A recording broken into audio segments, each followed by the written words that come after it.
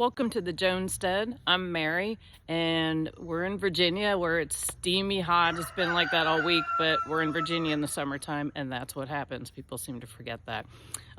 Again, welcome to the channel. This is the first video I've made, and the purpose of this video of doing a YouTube channel is to share information about current events, the economy, what's going on in our great country, preparations, how to become more self-sufficient and less dependent on the system, less dependent on others, the best that you can, in the most responsible manner that you can as well. And I personally learned a lot from other YouTube channels, be it finding a video on how to repair, replace the water pump in my washing machine, how to change the light bulb in my Volkswagen, to how to clean the carburetor in our lawnmower.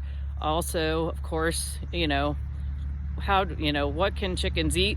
And so the YouTube content creators that are out there find, the information from how, taking care of chickens, ducks, dogs, everything.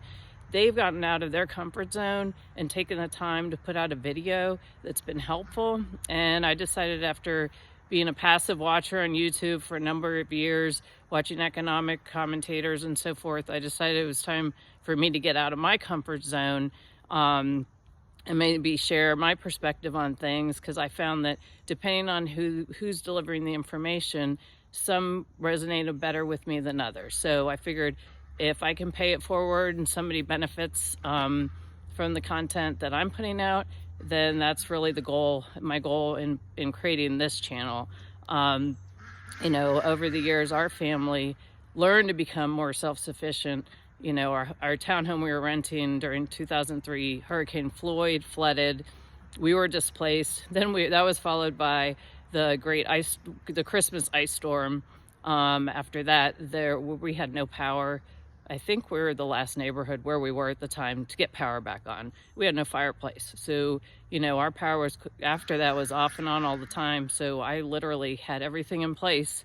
Candles, extra water, constantly, instant coffee, just in case the power was going out. And then we were followed by Hurricane Isabel, which did a tremendous amount of damage around in our area. So you had trees down everywhere, power was out, and it was very, very hot. And what I found shocking at that time was, people, by that time, you would have thought people would start paying more attention to what's going on with the weather around them. And no, literally the next day we were out driving around, and there had been a rumor that the Winn-Dixie was going to have ice. And there was a line. There were people lined up in front of the Winn-Dixie because they needed ice, because they had no ice, or they had no baby formula. So there were no preparations, no backups for anything. And so I really found that concerning. And I think it's really important that the more people that are self-sufficient, not dependent, the more stable your community is and your country as well.